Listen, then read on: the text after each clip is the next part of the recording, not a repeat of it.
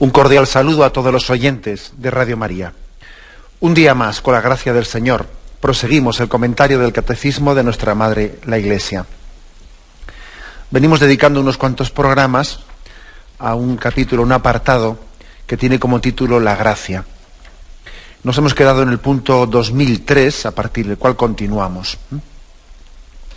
Dice, la gracia es, ante todo y principalmente, el don del Espíritu que nos justifica y santifica. Pero la gracia comprende también los dones que el Espíritu Santo nos concede para asociarnos a su obra, para hacernos capaces de colaborar en la salvación de los otros y en el crecimiento del cuerpo de Cristo, que es la Iglesia. Bueno, lo dejo aquí por leer el punto así poco a poco y para que así no mezclemos ideas y sea más sencilla la explicación. La afirmación primera: la gracia es, ante todo y principalmente, el don del Espíritu Santo. No sé si recordáis que en algunos programas anteriores, no sé, hace 2 o 3 programas, comentábamos que a la hora de explicar qué es la gracia, teníamos el riesgo de imaginarnos, como a veces pedimos a Dios, Señor, envíanos tu gracia, mándanos tu gracia. A veces podemos tener el riesgo, el peligro de imaginarnos la gracia como si fuese alguna cosa que Dios nos manda, algo concreto, una especie de una energía o yo qué sé, ¿no? No, y yo os decía, quitemos eso de la mente. Y cuando decimos, Señor, envíanos tu gracia, danos tu gracia, no le estamos pidiendo algo, sino le estamos pidiendo que Él mismo, Él, no algo, sino alguien, que Él mismo esté cerca de nosotros, que camine junto a nosotros. Le estamos pidiendo su cercanía. Pedir, Señor, envíame tu gracia, no es que Dios me mande algo, es que Él esté cerca de mí, que me acompañe, que no me deje de la mano, ¿no? Que yo me sienta siempre acompañado por su presencia. La gracia, pues, no es tanto algo que Dios nos da, sino que es Dios mismo que se nos da. Esto es lo que aquí dice así de entrada, vuelve a recordar este punto 2003. En teología, no quiero meter muchos conceptos que líen, pero bueno, en teología se suele distinguir entre gracia creada e increada. La gracia increada, pues es esto mismo que estoy diciendo. La gracia increada hace referencia a Dios mismo. O sea, la gracia es la presencia de Dios misma. Porque dice increada, porque Dios no tiene, o sea, pues Dios no es creado, ¿no? O sea, gracia increada es la presencia de Dios misma junto a nosotros, que inhabita en nosotros, ¿no? Y gracia creada se refiere a los efectos que esa presencia de Dios tiene en nosotros, ¿no? Entonces, en ese sentido, pues cuando decimos, danos tu gracia, pues para transformarnos, para hacernos hijos, para perdonar nuestros pecados, es decir, la gracia increada nos transforma. Por eso se puede hacer esa distinción. Pero bueno, el catecismo, como que intenta ser lo más sencillo posible y no liar las cosas con explicaciones, sino las estrictamente necesarias, tampoco se pone a distinguir entre gracia creada e increada, sino que el catecismo se limita a decir, la gracia es, ante todo, es el don del Espíritu Santo, ¿no? Es Dios mismo que se nos da. Ahora, al dársenos, tiene efectos en nosotros. O sea, tiene efectos, deja huellas, ¿no? No es únicamente que Dios está ahí y yo me quedo como si no estuviese. No, es que por estar ahí, eso deja huellas en mí y me cambia y me transforma, ¿no? Y eso es lo que se llama la justificación, la santificación, es la gracia creada, es decir, Dios me transforma, tiene efectos en mí, ¿no? Bueno, pues en esta distinción entre gracia creada e increada, aquí el catecismo pasa a explicar un poco. Bueno, vamos a ver, entonces, ese Dios que se nos da y que tiene efectos en nosotros, ¿qué tipo de efectos, no? O sea, ¿qué cosas concretas son las que Dios nos da?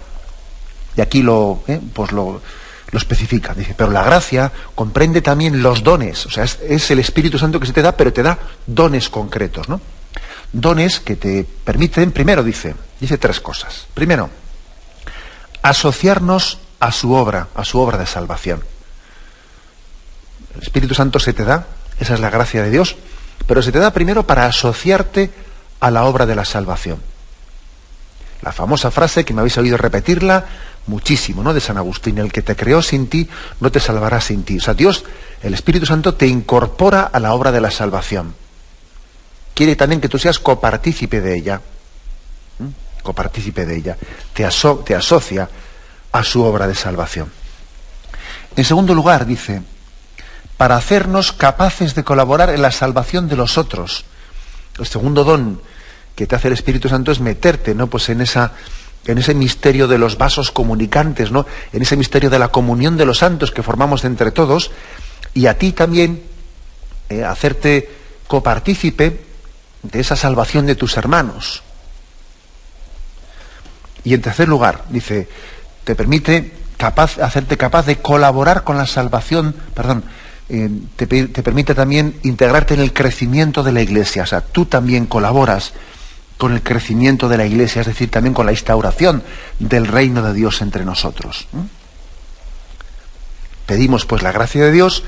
La gracia de Dios es el Espíritu Santo que se nos da, pero no imaginemos que es ahí está el Espíritu Santo, aquí estoy yo y cada uno en su sitio. No, el Espíritu Santo te introduce en la obra de Dios. Te introduce en la obra de Dios, en esa obra de tu propia salvación, de la salvación de los demás, y en la tarea evangelizadora de la Iglesia, y tú eres Iglesia, ¿no? Aquí, por lo tanto, recibir la gracia de Dios no se puede recibir siendo alguien individualista, ¿no?, sino que inmediatamente eres introducido en esa obra de Dios. Formas concretas en las que esto tiene lugar, esas gracias de Dios que uno recibe. ¿De qué manera tienen lugar esas gracias, no? Bueno, pues aquí continúa este punto, dice, estas son, ahora especifica, las gracias sacramentales, dones propios de los distintos sacramentos, y son además las gracias especiales, llamadas también carismas, según el término griego empleado por San Pablo, y que significa favor, don gratuito, beneficio. Cualquiera que sea su carácter, de estos carismas se refiere, a veces extraordinarios como el don de milagros o de lenguas, los carismas están ordenados a la gracia santificante y tienen por fin el bien común de la Iglesia. Están al servicio de la caridad que edifica la Iglesia. O sea que, dando un paso más, dice el Catecismo, ¿de qué manera nos da Dios, de qué formas, por qué conductos nos da Dios esas gracias especiales, ¿no? Bueno, pues dice, aquí distingue, hay gracias sacramentales, hay un conducto que es sacramental, y hay también un conducto más especial que es el de los carismas. El conducto más ordinario, el más objetivo, que Dios ha establecido, el más visible también, ¿no? El más visible para darnos esa gracia, pues son los sacramentos, que son de alguna manera conductos y caminos concretos establecidos por Jesucristo, que son signos visibles a través de los cuales Dios nos da su gracia invisible. O sea que los sacramentos, que hemos tenido ya ocasión de ir explicando, ¿no?, en este catecismo, son caminos visibles, signos sensibles incluso, ¿no?, a través de los cuales se nos comunica el Dios invisible. Pero Dios no limita su actuación a los sacramentos. Dios también envía su gracia por conductos extrasacramentales, ¿no?, que son gracias especiales, que son los carismas. Estos carismas los puede dar a la gente, o sea, a los fieles que ya han recibido los sacramentos, y especialmente en ellos actúan los carismas de una manera más intensa, claro, más intensa, ¿no? Pero también puede dar su gracia, a aquellos que, bueno, inculpablemente por su parte también no han recibido los sacramentos, y Dios también les puede dar gracias extrasacramentales a esas personas, ¿no?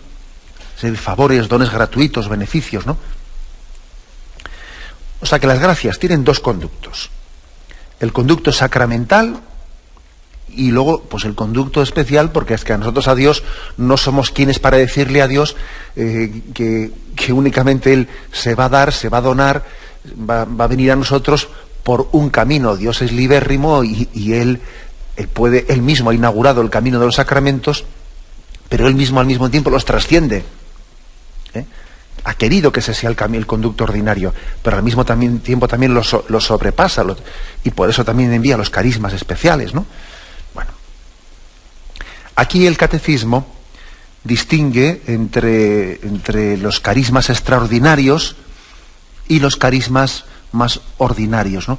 Pues los extraordinarios son, Dios a veces ha dado a algunas personas dones especiales, pues para hacer milagros, para hacer obras, pues para hacer unos dones que superan la naturaleza, ¿no? Dios ha dado esos dones extraordinarios a algunos santos, ¿no? Pero también Dios da, generalmente los carismas, como os podéis imaginar, no son de ese tipo extraordinario, sino son más bien dones, o sea, carismas en nuestra vida ordinaria, carismas en los que Dios nos quiere como instrumento especial, pues para llegar a los enfermos, para llegar pues a muchas personas. Hay muchos carismas en los que en nuestra vida ordinaria nosotros no sé si somos conscientes, ¿no? Pero hemos recibido un don especial de Dios. Esto popularmente se suele decir así, ¿no? Esta persona tiene un don especial para los enfermos. Esta persona tiene un don especial para los niños. O sea, recibimos carismas de Dios que nos capacitan, que nos ordenan también, ¿no? Pues para la construcción del cuerpo místico de Cristo, que es la Iglesia. Hay pues carismas extraordinarios y carismas ordinarios, ¿no?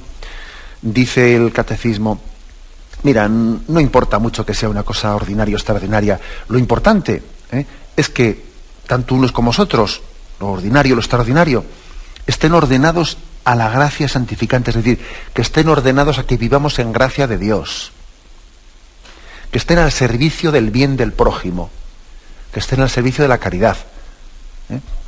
Es más, para ver si un carisma es verdadero carisma, para distinguir carismas de timos, porque hay también mucho timo por ahí, mucho timo, personas que se manifiestan pues con supuestos dones de Dios que han recibido y hay mucho timo escondido por ahí. Para distinguir eso, aquí en este punto del catecismo pone dos elementos de comprobación, de autentificación.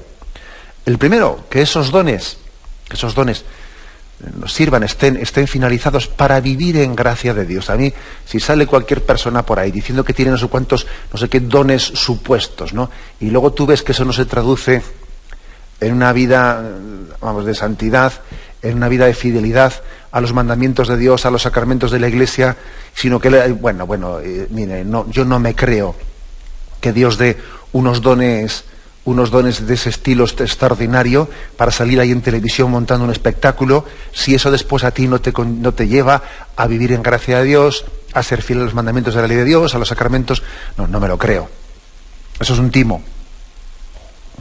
Dice aquí el catecismo, las gracias, los carismas extraordinarios y ordinarios, en lo primero que tienen que retratarse para que sean verdaderos es que estén ordenados a vivir en gracia de Dios. Si no eso no puede venir de Dios. Por sus frutos los conoceréis.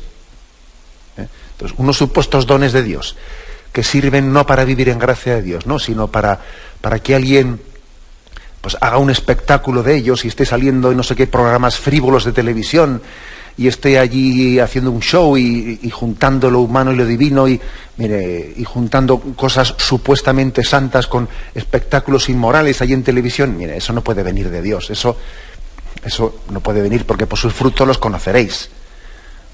Los carismas, si verdaderamente vienen de Dios, nos tienen que llevar a vivir en gracia de Dios, lo primero. Y lo segundo, los carismas, si son verdaderos, dice aquí, están traducidos al servicio de la caridad, es decir, en bien de los demás, en el bien de los demás siempre, ¿no? Si alguien dice que recibe un carisma de Dios y lo que hace de ello, pues por ejemplo, es una manera de explotar a las personas pobres y angustiadas para sacarles dinero y para prometerles cosas que no sé qué, que yo voy a curar a esta gente y no sé cuántos, y está explotando al prójimo, ¿no? En vez de amarle en caridad, eso yo estoy convencido de que el carisma de Dios, eso no tendrá nada. Un carisma, para ser verdadero, tiene que llevarte a vivir en gracia de Dios, eso por supuesto, ¿no? Y en segundo lugar, a ser utilizado pues en caridad y en amor desinteresado al prójimo, al servicio de la Iglesia, ¿no? Si no, eso no es carisma ni nada. Bien, pues este es el punto 2003 del que hemos partido. Así lo resumo en dos o tres palabras. El punto 2003 insiste en que la gracia es Dios mismo que se nos da, pero claro, al dársenos Dios, Él tiene efectos en nosotros, ¿no? ¿Qué es lo que hace? Nos incorpora a la obra de salvación nuestra y la del prójimo, nos incorpora a esa gran obra de salvación que es la Iglesia. La gracia, pues, no solo te transforma a ti, sino que te introduce en el plan de salvación de Dios. Y las formas especiales que tiene esa gracia de Dios de comunicársenos, pues son el conducto sacramental, a través de los sacramentos, y también el conducto especial, que llamamos el de los carismas. Dios también da carismas especiales, ¿no?, a cada uno de nosotros. Tenemos un momento de reflexión y continuaremos enseguida. Y dentro de este apartado en el que estamos en este programa del Catecismo, comentando el tema de la gracia, el punto 2004 al que pasamos ahora, un punto breve, trata un tema muy práctico, en el que vamos a centrarnos ahora. Dice, entre las gracias especiales conviene mencionar las gracias de Estado, que acompañan el ejercicio de las responsabilidades de la vida cristiana y de los ministerios en el seno de la Iglesia, en las gracias de Estado. Bueno, por gracia de Estado se entiende como la fuerza necesaria, la ayuda de Dios necesaria para cumplir con las responsabilidades propias según el estado de vida, ¿no?, que cada uno tenga. Son dones de Dios a la inteligencia y a la voluntad, ¿no?, por los cuales el hombre hace lo que tiene que hacer, ¿no?, y se siente capacitado para hacer lo que tiene que hacer, recibiendo fuerzas para lograrlo. Bueno, digo que es importante y es muy práctico esto. Creo que este catecismo tiene la virtud no solo de hablar, ¿no?, de principios así que podían parecer muy místicos, no, luego también desciende a cosas concretas, a cosas que nos tocan muy de cerca, y tiene esa virtud, ¿no?, de integrar, pues, la doctrina que podía parecer más sublime y al mismo tiempo más práctica, y con aplicaciones de consecuencias, pues eso, ¿no?, más cercanas a nuestra vida. Y digo que un caso muy concreto es esto de las gracias de Estado, la gracia de Estado. Bueno, permitidme igual, primeramente, para decir qué es la gracia de Estado, igual señalar algunos errores que suelen haber sobre el tema de la gracia de Estado. A veces, entendiendo mal esto de la gracia de Estado, que Dios ya te ayudará, Dios ya te ayudará con lo que, bueno, pues eso, ¿no?, pues a ser cura, o Dios ya te ayudará a estar casado, Dios ya te ayudará, es decir, uno puede tener una falsa confianza en la gracia de Estado cuando pretende justificarse en ella para no prepararse adecuadamente a las cosas. Lo que no puede ser es que yo me confíe en la gracia de Estado para no preparar las cosas. No, eso no es confianza, eso es un abuso de confianza en Dios, que es distinto. Por ejemplo, pues imaginaros que un sacerdote dice, bueno, tengo que pronunciar una charla por ahí, pero el caso es que ahora hay un partido de fútbol y mira, pues ahora el partido de fútbol y Dios ya me dará la gracia de Estado para predicar bien. No, mire, eso es un abuso de confianza. O sea, la confianza en la gracia de Estado no puede de alguna manera suplirte tu necesaria y debida preparación. Que la gracia no suple el esfuerzo de la naturaleza, sino lo que hace es posibilitarlo. Esto es importante. O sea, que a veces entendemos esto como que la gracia de Estado, bueno, pues aunque no vayamos preparados al matrimonio, no importa, y Dios ya nos ayudará a ser buenos esposos. ¡Puf! ¡Qué peligro! O yo, aunque no voy bien preparado al sacerdocio, no he tenido un desastre de seminario, no me he preparado bien, han sido años mal aprovechados, pero bueno, Dios ya le ayudará a ese sacerdote, ya aprenderá después siéndolo. Que en el fondo uno aprende a ser sacerdote, pues después, una vez que ya lo es. Y son cosas peligrosísimas, claro. O sea, uno no debe de invocar la gracia de Estado como justificación para no prepararse y para no poner el esfuerzo humano para prepararme yo. Recientemente, pues, escribí una carta dominical en la que hacía referencia, poniendo ejemplo bien concreto, a que la salud del matrimonio está muy condicionada por la calidad del noviazgo, por ejemplo, y que las carencias del noviazgo se arrastran al matrimonio, y que sería bastante ingenuo pensar que la mera novedad del cambio del estado de vida, o incluso la gracia del sacramento, bueno, como vamos a recibir la gracia del sacramento, sería muy ingenuo pensar que eso iba a ser suficiente para subsanar las lagunas existentes en todos los años de noviazgo en el que uno ha tenido un desastre de noviazgo, ¿no? Y tampoco cabe esperar que un cursillo prematrimonial que una pareja realice unas semanas antes de casarse, pues vaya a ser suficiente para suplir el proceso que debiera haber recorrido durante todos los años del noviazgo. O sea, es decir, no es prudente recurrir, invocar la gracia de Estado para justificarnos el que nos casemos mal preparados, o el que nos hagamos curas mal preparados, o el que acometamos una profesión que tiene mucha responsabilidad sin preparación. Dios ya me ayudará. Bueno, vamos a ver, estamos abusando de ese concepto.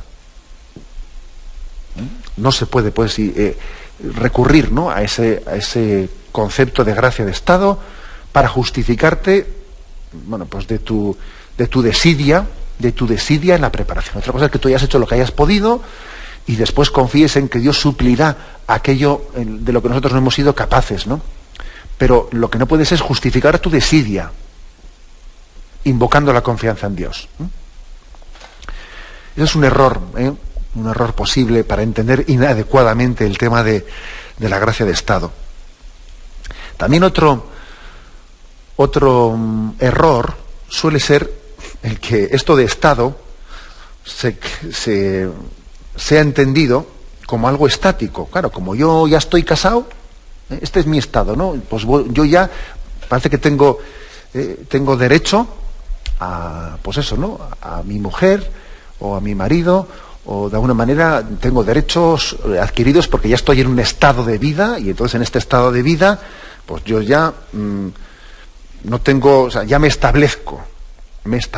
A veces el tema del estado de vida lo entendemos como que yo, hasta haber llegado al estado de vida, tenía que ir demostrando, ¿no? Tenía que ir ganándome a mi mujer, a mi novia, a mi marido, o el seminarista, ¿no? Hasta que me ordeno cura, tengo que ir demostrando a los superiores que yo valgo y tal, ¿no? Pero una vez que llego ya me caso, ya me hago cura, ya hago los votos, la profesión religiosa, ya ahí me establezco, ¿no?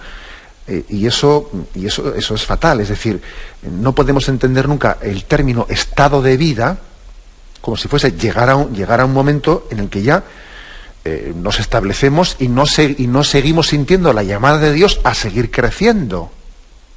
Ojo, porque en la vida cristiana no crecer es retroceder. El que alguien haya llegado al sacerdocio o a la vida de matrimonio y ahí se sienta ya con derechos, ¿no? Y yo ya aquí, a partir de ahora, no tengo que seguir creciendo y no tengo que seguir purificándome y dándome lo mejor de mí mismo. O sea, eso es terrible. Hay personas que llegan al matrimonio y tienen una especie de sentido de posesión sobre su mujer que ya parece, hasta entonces tenía que ganarme su cariño. Ahora ya, aquí ya, pues lo que tiene que hacer es servirme a mí, ¿no? Pero bueno, usted tiene un concepto de estado de vida que casi usted lo está confundiendo con la justificación de su egoísmo, ¿no?, y de su falta de conciencia de que tiene que ir avanzando en la vida. Y lo mismo, pues pongo el caso del sacerdocio, ¿no? Alguien, digamos, yo ya como soy cura tengo unos derechos, aquí funciono como si fuese un funcionario, ¿no? No, yo me tengo que seguir convirtiendo. Yo estoy en continuo proceso de conversión. Lo del estado de vida no se entiende por un estado en el que uno esté, clavado, ¿no? No, sino estoy en continuo proceso de conversión. El estado de vida es estar siempre volviendo al amor primero, siempre en camino de conversión. Esto también es muy importante, como insisto, que en la vida cristiana no crecer es retroceder. No vale el decir yo ya estoy establecido, bueno, yo ya lo mío lo tengo claro y aquí me quedo ya, pues que ni para adelante ni para atrás. No, en la vida espiritual no crecer es retroceder. Si yo en la vida matrimonial he cogido unos hábitos, ¿no?, hábitos de vida de los cuales ya nadie me saca, ¿no? Aquí estoy yo, tan malo no soy, los hay peores, y no crezco, no tengo más capacidad de entrega generosa, ilusionada. Si lo mismo me pasa a mí como sacerdote, como obispo, que yo ya me he hecho unos hábitos de vida y más ya no voy a dar.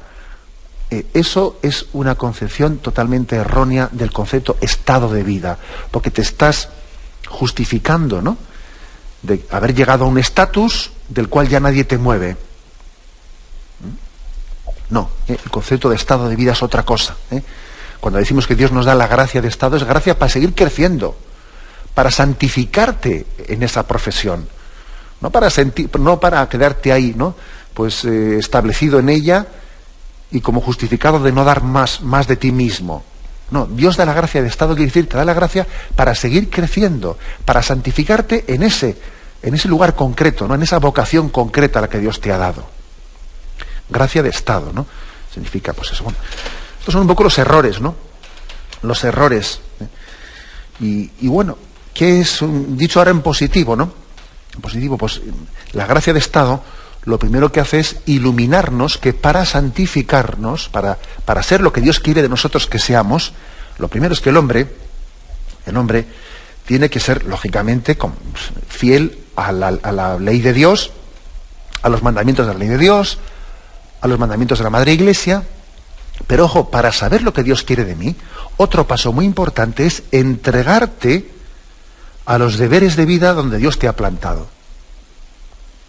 O sea, y si yo pues soy obispo, ahora mismo estoy hablando, pues ¿qué querrá Dios de mí? Pues que querrá que sea un buen pastor, que me entregue, ¿no?, fielmente pues a los que me han sido encomendados, y si el que me está escuchando pues es una ama de casa, ¿qué querrá Dios de? Pues que se entregue a sus deberes de Estado, con cariño, con alegría, con entrega generosa, sirviendo en el seno de la familia como si sirviese a Jesucristo, y cada uno que se aplique el cuento. Es decir, hay que caer en cuenta pues de que la voluntad de Dios es que nos santifiquemos cada uno en su estado de vida, y cada uno viviendo con esmero ese lugar en el que Dios le ha plantado, sin caer nunca en la tentación de pensar o de soñar o de ensoñaciones en las que uno dice, es que si estuviese en otro lugar, si tuviese otra mujer distinta que la que tengo, si tuviese otros hijos distintos, es que si tuviese, dice el cura, ¿no?, si tuviese otra parroquia distinta a esta que tengo, o dice el obispo, si tuviese otra diócesis distinta a esta que tengo, y está uno siendo tentado de pensar que su santificación pasa por cambiar de situación, y entonces allí podría ser feliz, ¿no? Es la tentación de decir, voy a ver si cambio de caballo en vez de cambiar de caballero. No, mire usted no tiene que cambiar de caballo para ser santo. Usted tiene el caballo en el que tiene que cabalgar, en el que Dios le ha puesto. Usted ahora no tiene en su mano cambiar de caballo. Es que si tuviese en otra parroquia, si tuviese otra mujer, si trabajas en otra empresa, si tuviese otro trabajo, ahora mismo tú no tienes, o sea, no es el momento de cambiar de caballo. Aquí lo que hay que cambiar es de caballero. O sea, eres tú el que tienes que cambiar. Eres tú el que tienes que darte cuenta que Dios me ha plantado aquí. Y Dios quiere que me santifique aquí. Y enamorarte del lugar en el que Dios te ha plantado. Eso es. Esto es la gracia de estado. Esto es la gracia de estado. Porque hay una tentación muy evidente, que es la de disiparnos. Cuando estoy en una cosa, sueño en la otra. Cuando voy a la otra, sueño en la anterior. Eso lo decía San Ignacio de Loyola. Lo decía él, que había una tentación evidente, ¿no?, que él se dio cuenta que estaba siendo tentado. Dice, cuando me ponía a estudiar, me venían unas ganas irrefrenables de ir a la capilla a rezar. Y cuando me iba a rezar a la capilla, me venían unas ganas irrefrenables de ir a estudiar. Hasta que se dio cuenta de que era tentación y dijo, no, vamos a ver, aquí Dios lo que quiere es en cada momento me entregue alma, corazón y vida a lo que tengo entre manos. La gracia de estado, pues, es la conciencia de que nos santificamos abrazando, aceptando, ofreciendo, entregándonos a eso que Dios ha puesto en nuestro camino, a la vocación concreta, a la tarea concreta, al trabajo concreto. Y ojo que suele haber lo que se llaman apostolados ficticios. ¿Qué quiere decir con esto? Ojo con los apostolados ficticios. Pues quiere decir, apostolado ficticio, pues que uno a veces se entrega mucho, ¿no?, pues a una cosa para escaparse de otra. Puede ser que alguien se entregue. Vamos a ver qué sentido concreto tendría, ¿no? Pues que alguien se entregase a ser catequista en su parroquia, Y además lo hace huyendo de su familia, que a lo que no se entrega es a su mujer, que la tiene amargadita, a lo que no se entrega es a sus hijos. Entonces es un apostolado ficticio, eso no es la gracia de Estado no te lleva a eso. Tú en primer lugar tienes que ser un santo esposo y un buen padre, no entregarte a un apostolado ficticio para autojustificarte de hacer lo que debieras de hacer. ¿Os imagináis, por ejemplo, que yo, un servidor, ¿no? Pongo un caso concreto.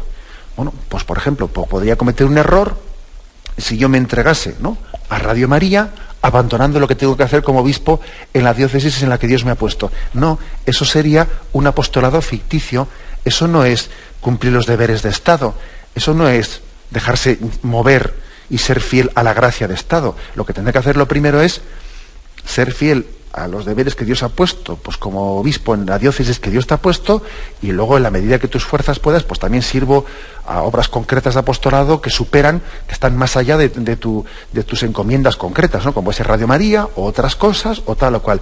Pero ojo con que alguien abrace o busque apostolados concretos que en el fondo se está escapando de entregarse generosamente a esas tareas concretas a las que Dios le ha llamado, en las que Dios le ha puesto.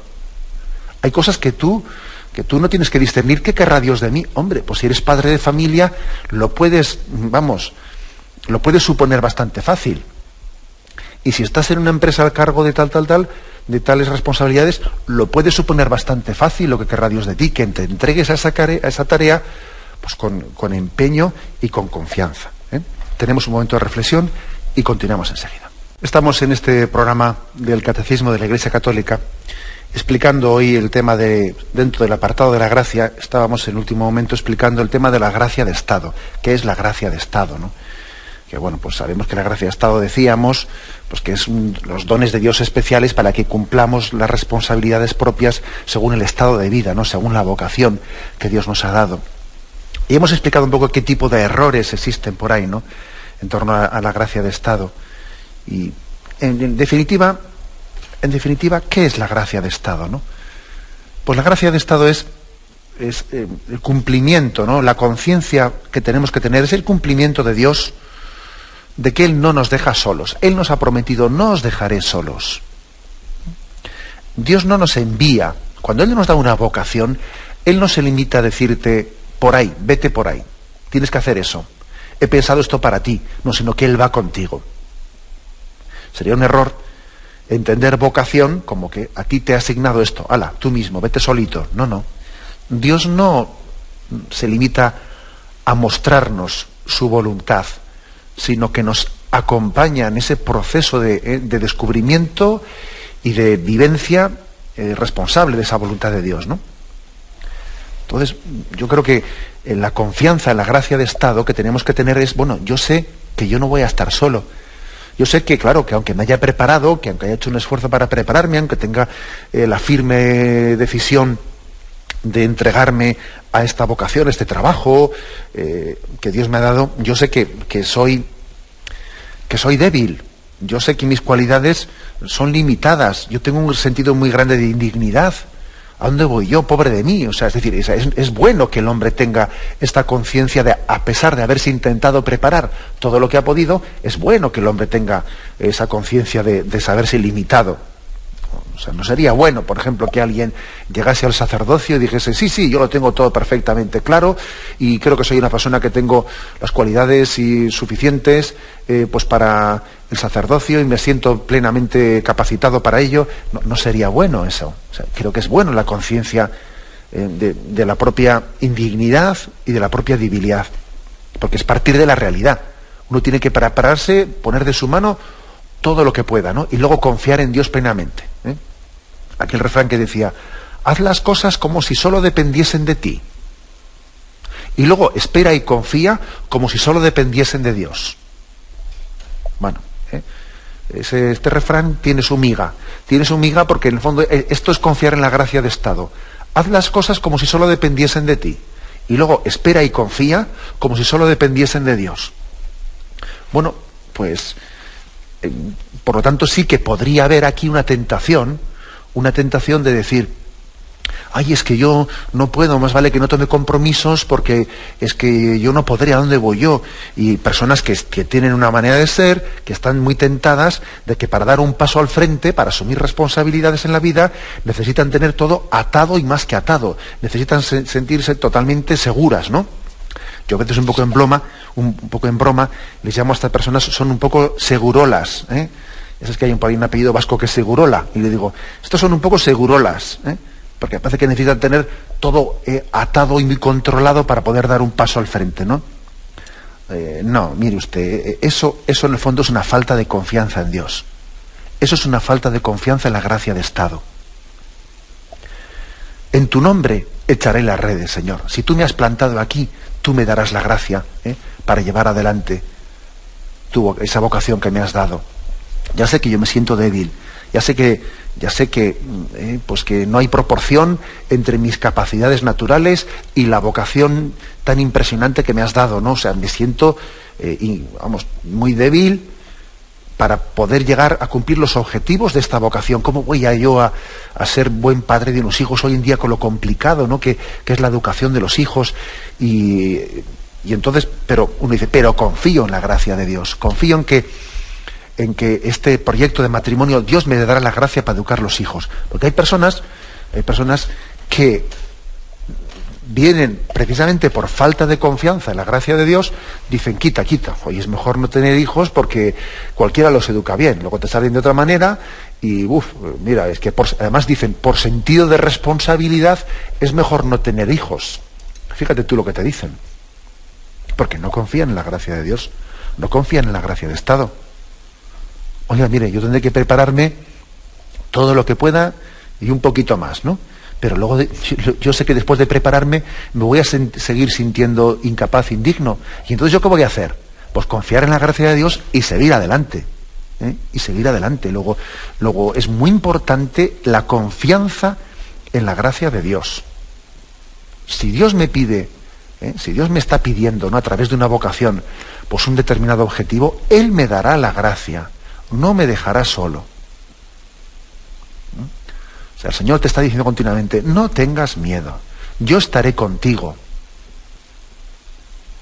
Yo estaré contigo.